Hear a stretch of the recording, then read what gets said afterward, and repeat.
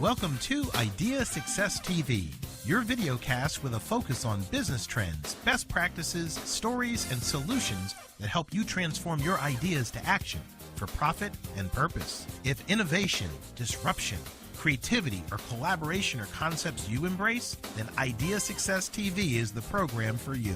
Grab a friend or colleague to share the message, settle in and take notes, and make time in your day for Sylvia to help you bring your ideas to life. And now, here's your host, Sylvia Henderson. Hello, welcome to Idea Success TV. I'm Sylvia Henderson, your host, and today we are doing what I call IdeationStation. And let me explain what ideation is real quickly. Ideation is it's a process of getting the ideas out of your head, getting thoughts out of your head, and getting them out sometimes on paper, but today it'll be kind of out in the air, although we may be writing some things down, and really helping somebody take a lot of ideas and synthesizing, bringing them to some kind of a focus so that a person can get clarity about the stuff that's going on in their head. That's kind of a real brief description of ideation. And it's a process that most of us coaches, most consultants go through when we're helping somebody with an issue. And I like doing this with someone else. And so today I have another business coach, another business consultant, CatStancik. Cat, yeah. Welcome. Thank you very much. And Cat is a coach of high-performance entrepreneurs. And so together, we are helping someone that we've invited as a guest, and that someone is JoanSuchoski. Joan, welcome. Thank you, Sylvia. Thank you for having me. And so viewers, we're managing all kinds of tech here. So we've got Joan coming in on virtual through Zoom. And I want to read real quickly some bios from both of us, and then we're going to launch right in. Joan has a question, an issue, something she's thinking about, and the two of us don't know what's going to happen. We don't know what's going to result, but that's kind of the cool thing about what we do, to see what we can help Joan with in terms of clarity. So for Cat's bio, CatStancik says that there's no such thing as a mission impossible. She's known for her tough love approach that gets clients into focused action so they can get out of overwhelm and create big results with slightly less effort. She works with high-achieving entrepreneurs who want to stop focusing on the glorified 6 and 7 figures and finally enjoy a profitable, balanced business. Cat does this by leveraging her proprietary system to have businesses simplify, strategize, and systematize so that they're running their businesses instead of their businesses running them. And many of us entrepreneurs can understand that. Joan is a business analyst by day and a potter by night. Talk about left brain, right brain, kicking into action here. So she's been working in the IT world for about 10 years, and she's been a potter since she was a child. She began taking formal lessons about 7 years ago and worked out of her home studio for about 3 years. She's done a couple of shows, and she's interested to see what the next steps would be to make her hobby a business, especially as a retirement plan. Mm-hmm. So how do you turn pottery into pots of gold? Pots to profit. There you go. There you go. So that's our program, From Pots to Profit. So, Joan. It sounds like a different kind of program. Yeah, well, there's profit. There's money in that one, too. What kind of pots do you make? So we've got about 25 minutes or so, about 20 minutes by the time we get done BSing here, to really work through this. And so, Joan, we're not gonna waste any more of your time. Kind of talk to us. What's on your mind? What are you thinking about? And don't make it a whole huge backstory, or we won't have time to really work with you. Sure. So I've done a couple pottery shows for about 3 years now. What that basically means is arts and crafts shows. You set up your 10 by 10, you put your stuff on the shelves. So I've been doing that. And like I said like you said in the description, I'm wondering where to go from here, right? Like, what's the next step? there's a couple things about these shows. The first is that craft shows tend to be heavily saturated. So one of the things I was thinking about is maybe if I'm going to do shows, you know, if I'm retired and I have that time to do shows, doing something where it's maybe related but not the thing is like crafts, because it can be really heavily saturated.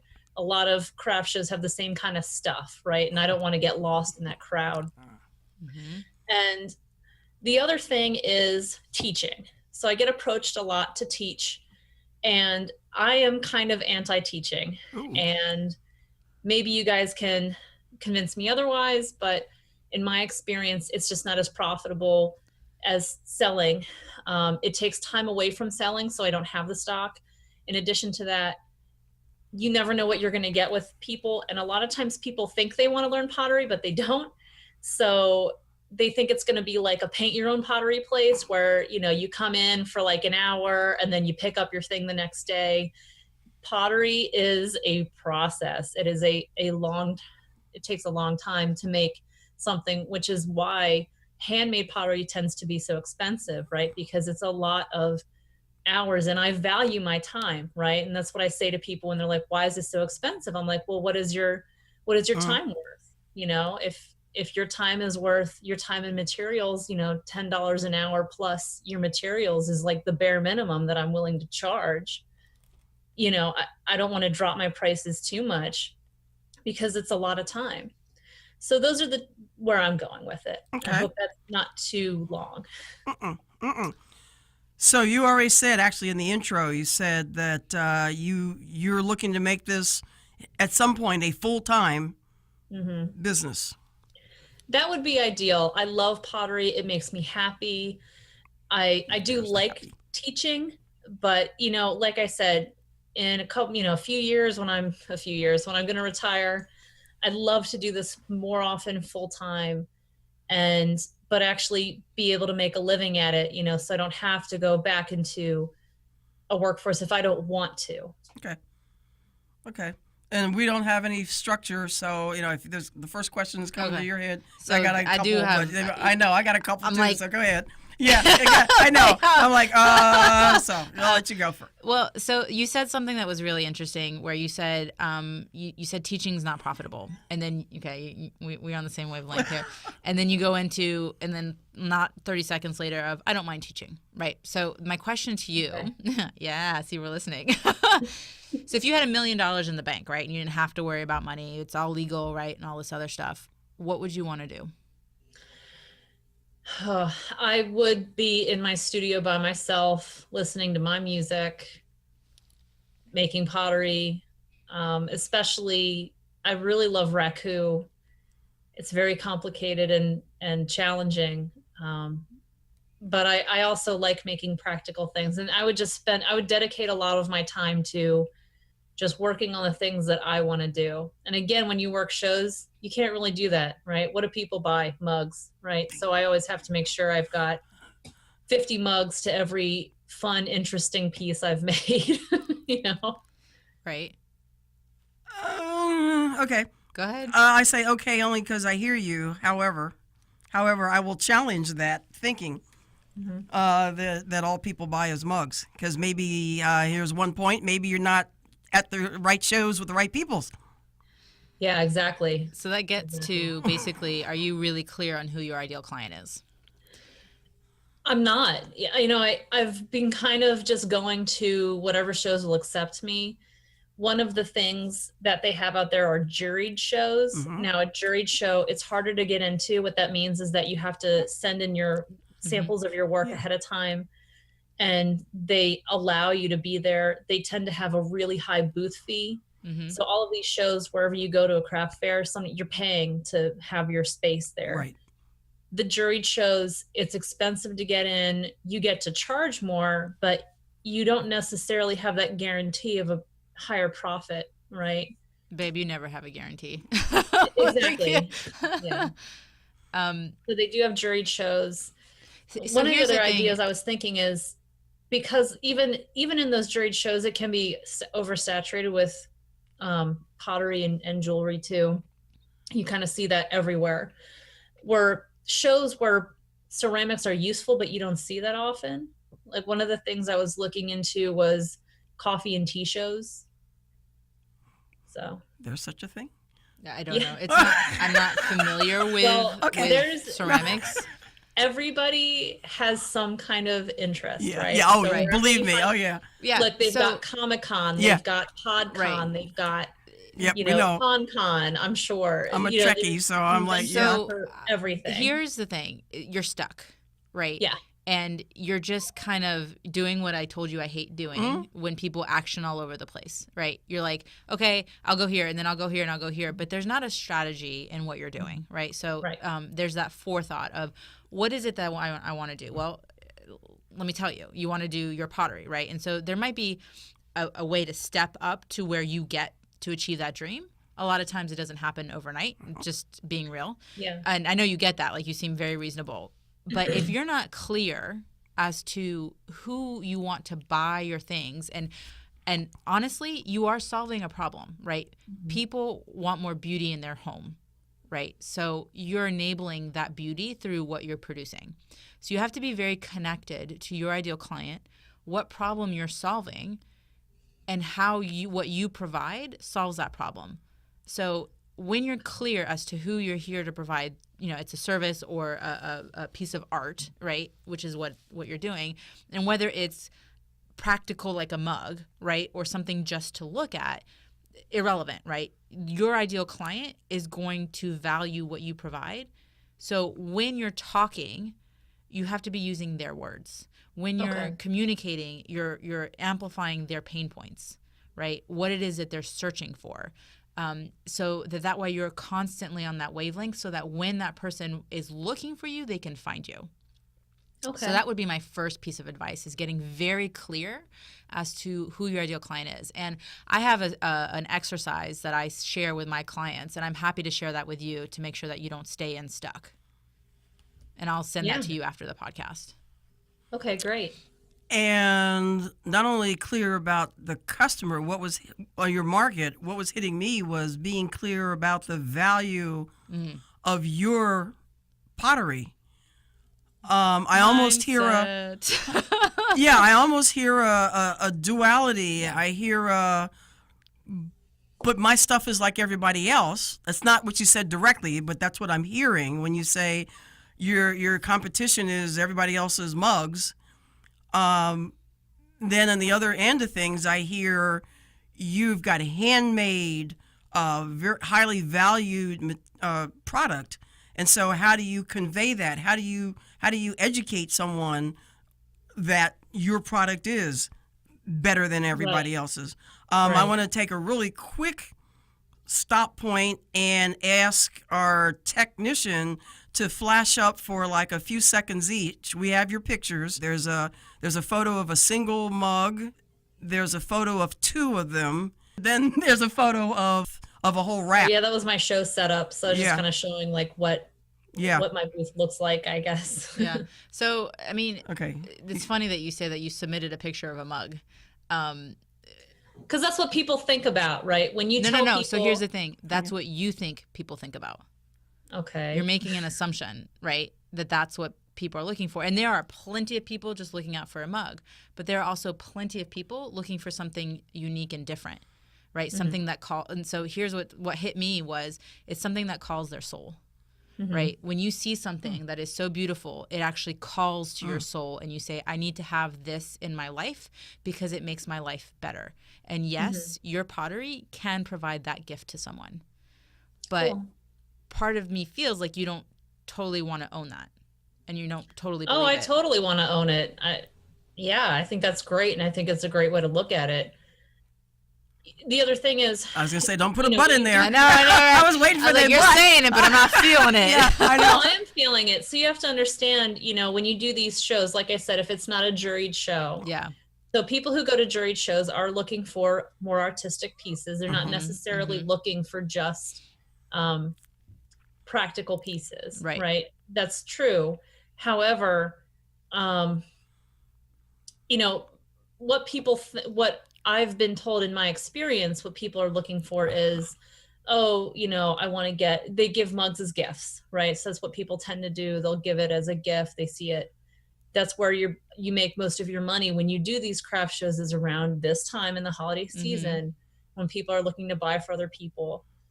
So are you producing? The feedback I've been given. So right? Are you producing in your head a commodity, or are you producing a collectible? Right. Well, and so here's the thing. There's a marketing spin here, and I think you need to spend some time just looking at positioning. So, Okay. yes, people give mugs. How many of those mugs do you actually keep, right? Like, what you can do is say, part of your marketing spin is, why give everybody what they don't want? Don't give someone more of what they don't want. Give them something that they'll value, right? Yeah, that's a great point. One of the things that I was thinking about going into, but I'm not quite sure how to do it, is more personalized things. Like I looked at competition on Etsy and things like that, and what people sell a lot of are personalized things. Well, they're usually using services from overseas to kind of produce something quickly, and then they kind of build it together. Do that personalized thing again? I'm sorry? Do you want to do personalized gifts where you're doing? No, I'm saying that is something that seems to sell well. Listen to her question. Personalization. Is that what you want to be doing, basically? No. I can No. see it in your body language No. right now. Like, let me tell you what your answer is. No. Your answer is no. Yeah. Look, no, when not you're really, doing not something, really. you looking at Etsy and looking at those things is fear. It's a place of lack, which is, I don't think people are going to buy my stuff, so I need to figure out another way to make money. And when you stay in that mindset, that's exactly what's going to happen. So what you've got going on right now is you've got a full-time gig. So part of the mindset there is saying, okay, I've got a full-time gig, and I'm going to use that as an investor in my business. Yeah. Right? This is investing in me. And so now it's not about, I need to get out of that job. It's, okay, now this job is going to help pay for me to have my dream business. Okay. It's a slight shift, but it's a way that you put that energy into your business that way versus, I don't want to be here. I hate this. Versus I appreciate that I have this opportunity, that I am able to have something that funds me so that I can have the dream business that will lead to my retirement. Right.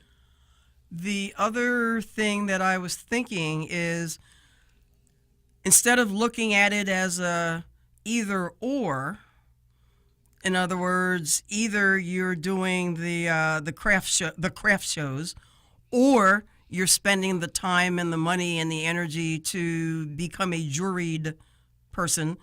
And I always say, because okay, here's a secret. I work with miniature. I build dollhouse miniature furniture, and when I feel like it. And miniature shows are the similar. What did I tell you? There's a show for everything. Yeah, I know. Well, miniature shows are similar. There's the commodity dollhouse stuff, and there are the collectible scale furniture. And as soon as I see somebody we have a little cube that says they're the Guild of Miniatures and they're juried. And as soon as I see the cube, I go, that's going to cost. But I also go, that was made with extreme care. And so to come back to where I'm hearing an either or, and I challenge you to think differently. While you're doing the craft show thing and reaching the commodity, start initiating your qualifications for becoming a juried person. That will take longer and it'll take more money, but by the time you're ready to then say, hey, I special because I'm juried, you've still been working and getting your salary. So if you want to talk ideals, right? Like what I would like to be seen more as a legitimate artist. I want to get away from doing craft shows at all, right? Including juried craft shows. That wouldn't be Joan's dream. Joan's dream would be like having a piece in a museum. Right? We're going bigger. Yeah. Okay. No, I mean, like, honestly, if it, I don't want to figure out how to do better at craft shows. Even the classier craft shows. I don't want to do craft shows. Okay. I want to be an artist doing art. So there's You know, Uh-huh. that's so I what hit wanted. me there was actually one of the things that I wrote back initially when you first started talking. There's two components that I wanted to make sure that I hit on. You got to be. That's amazing, and I love it. And thank you for going bigger. Right. What you need to start doing is reverse engineering that dream. Okay. And I know Yeah. that you're going to go right into the left brain. But that's how I know we're going from Well, creative. she's to, IT. I mean, yeah, right. She's, You're she's IT. a So project you person. can totally do this, right? Yeah. And you're there's project management components, right? So if you look at this, because business is numbers, right? It's measurements and it's strategy and it's clear direction. So instead of saying, I want this dream, crossing my fingers, crossing my legs, toes and everything, and I'm that hoping. doesn't work. What is it that you need to do? So some of the things you need to do is talk to people who've made it or who are about to make it. Oh, okay. How have they done it?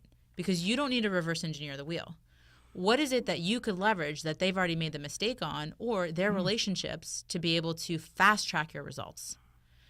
2, you need to figure out what your unique value proposition is. How is it that you are different than everybody else out there? Because people value unique. And the third Right. thing you need to do is start a following. You need to have presence online and in person, and create that following of people who appreciate your work or who appreciate pottery or raku pottery specifically, right? When you niche down, that's where more profits are. Because everyone, like you said, no one values a mug. No one's going to pay more than $10 to $14 for it, Oh, right? don't complain about Right. that. Yeah. Right. And there are some places that you can you could, like 5 years from now, you could make a mug and charge $100 for it. Right. Yeah. But you have to have established other things before you get to that place. Right. Right. So you can do that by increasing your awareness, right, of who the hell is Joan? What Yeah. does she do? Yeah. And so that may not be on Facebook, but it could very well be on Instagram or Pinterest for you. Okay. Right. So you've got to understand, when you understand your ideal clients, part of what you'll understand is where they hang out. That's the question you need to make sure you understand. And how you figure that out about what your ideal client is suffering with, what it is that they want, you ask them, right? So we're not trying to create complexity here, right? Ask them, Yeah. or ask people who you think or may have been interested in your pottery, or who have bought maybe someone else's pottery who could be an ideal client. Where do you go to find your pottery? Where do you get your information? Where do you hang out, right? Where do you go to on your social time? Because that's where you can get their attention. And Right. what social media platforms do you follow, so that you can create that presence and be in their face, so that when they're ready to buy and you have your ad or your video or your whatever show up, they'll be like, ooh, I want that. And here's what hit me too. Share the process. Take videos and share the process of what it takes to create your amazing pottery. And you could do a whole long 30-day challenge of taking them from here's a lump of clay to your masterpiece. That's a great idea. I've thought vaguely about it, but I didn't. All right, so there we go. Yeah. When you have that vague thought, that's Yeah. your intuition, and that's a divine download coming to you, right? Call it God, like source, that. universe, whatever it is. Embrace it. It's a small voice, and it's only small until you feed it. And soon enough, that voice will be louder than the voice in your head that says you're never going to be more than a mug maker.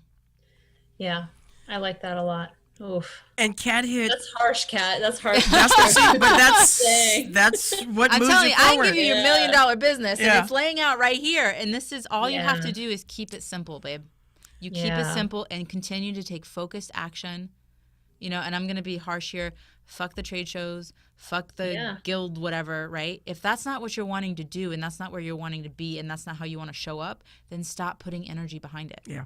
Because you're going to get more of what you put energy behind. Yeah, when you start out, you think okay, how do I just get out there, right? And And that's legitimate. You have to get out there to get experience. Because that's what Yeah. taught you what you don't like. that's true. That is true. You just have to be, if your ideal client is at one of those guild shows, then maybe you do 4 or 5 a year and not 12, Right. right? You're focused on where you show up, because the intent is to get in front of your ideal client. So where are they, and be there. Yeah, just use it as an advertising thing. There we go. It is come down to marketing. So I just got the little buzz in my ear that we only have a few minutes left. Two things that I've got to get out to you are, number one, and this is going to go back to what you said earlier about the teaching, because Kat was headed for that alternative to teaching, the 30-day challenge, the capture, the what it takes to make your stuff. That's teaching. And in fact, that's lead generation. That's educating about the quality of your stuff without saying you're teaching. Because teaching today doesn't need to mean, I can't believe I'm saying this, because I'm still in the classroom. I want to do a workshop because that's the world I come from. But teaching today is little 2-minute iPhone videos about. People don't pay attention for more than 2 minutes. Just 2 minutes. That's all you need to do. Yeah, but 2 to 3 minutes. Yeah. And over time, consistently, you've taught and you've built a presence, because people are going to say, "Oh, I want to know more about this." Oh, and the fact that you're the one doing it elevates you as the teacher, as the expert. So get rid of that "I don't want to teach" and see that this is a way to teach. This is a way for you to share your message and share your love. Yeah. And so that other people can receive it. Because there may be people out there who don't know about this and who fall in love with the process, right? Because they'll see what goes into it, and therefore the level of value will increase. So my challenge to you is 30 days of consistent videos on a platform of your choice, right? So figure out, you have 2 days to figure out. So by Monday, you have until Monday to figure out where your ideal clients go via social media, whether it's Facebook, Instagram, Pinterest, or whatever. Create an account for your business, and for the next 30 days, so, you can decide whether it's Monday through Friday or, because I know you have a young child. So let's do Monday through Friday, and you post a video every single day. Oh, my God. There you go. So in any challenge, there's yes, no, and you counter, right? So if this is a hell's no, what is a hell's yes? Right. Tell me. No, this is like real time. Right now. Now. What are you committing to? What I will commit to is looking more into I don't have an Instagram. Yeah, I'll look more into Instagram. I love Pinterest, so yeah, I will do that. I'll do what I can. I'll talk it over this weekend with myself and figure out. Yeah, so I'm gonna say no. Yes, I was just going to say. So I'm gonna now tell you what you're committing to. Okay. I want you to figure out. Let's keep this simple. Figure out where your ideal clients are. Right. Okay. So right now, can you think of 1 or 2 people that you would be ideal clients for you? Not any specific person. Okay. No. So take the next 30 minutes. The first step. So here's your steps. First, identify one. I'd like it to be 3, but at least identify one person that you could ask who could be a potential ideal client, right? Even if they haven't necessarily bought from you. Figure out and ask them where they hang out. Those questions we kind of went over, you'll have a recording so you'll be able to go back to it. And then even if it's not the right one, you'll have time to change it. You can download the videos and share them to the other platform. So if it's not 30 days of videos, think of it this way. I want you to do videos that bring that person through the process of creating one of your raku pottery. How long does it take to create a raku pottery piece? Oh, minimum 1 to 2 weeks. Okay. So what I want you to do is break that process down into steps and show a video for each of those steps. Okay. Right? And record that and share your personality, who you are. Okay. This is not something you are going to record and be like, this is a piece of clay and this is how I mold it. Show how your love goes into it, your energy, so that they can receive that. That's the 2 steps. 3 steps. Identify 3 people, right, so that you can talk to. Get the account where they're hanging out, and create the videos that breaks down the process of the raku piece of pottery. Okay. So it might be 15 videos, it might be 5, and it might be 45, right? Whatever it is, and share that process. And engage with the people and invite your friends and tell them to invite their friends. And here's the thing, be absolutely unapologetic. Yep. Just go balls to the wall. I want you to invite my friends. I'm not asking, I'm telling you, right? Like this is my business and I am damn serious about it, because unless you commit, you won't get. Right. So we're needing to wrap up because I hear this is good though because you can almost, it's great to see the body language. Yeah, it's completely shifted. Like you're yeah. smiling now, you're feeling energized, you're feeling engaged. Less pressure right. because you made it a little bit more. She was like 30 days, 30 videos. Right. That got and when you're when you're looking for to talk to people about what one of the things Kat said earlier, the other market is. Find art galleries. When you find an art gallery or a store, a high quality store that has ceramics. There are ceramics. What do you call it? Pottery? Ceramics. Yeah, that has ceramics and pottery. Go in and just have a chat with the owner, and say, how do you get what you display? Yeah, don't ask them what to are your be displayed. Yeah, I've had those conversations, and they take minimum 50 to 70% of the profit. So I'd have to really think about it. Okay, but here's the thing. Have to work up to it's an that. opportunity. Yeah. Right. Yeah, It's it is an something- opportunity, but I'd have to work up to that. Okay, I have but to still. be. Yeah. So. Okay. Well, and then ask them what other people have done, right? Because they know that they're not the only solution, right? So ask them what are other opportunities to get your work out in a bigger way.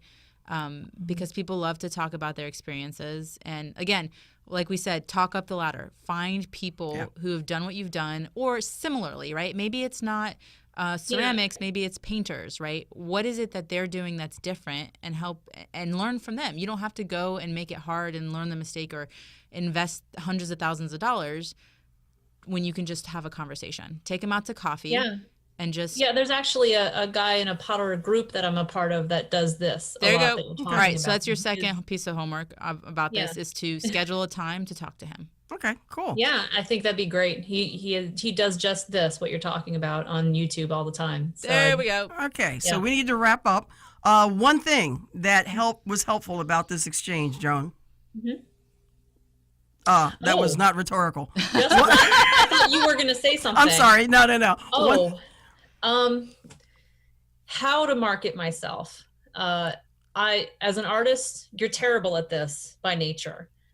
You don't market yourself. You're in the studio busy. So that was great. Okay. I had zero direction on how to market myself. This is incredibly helpful. Awesome.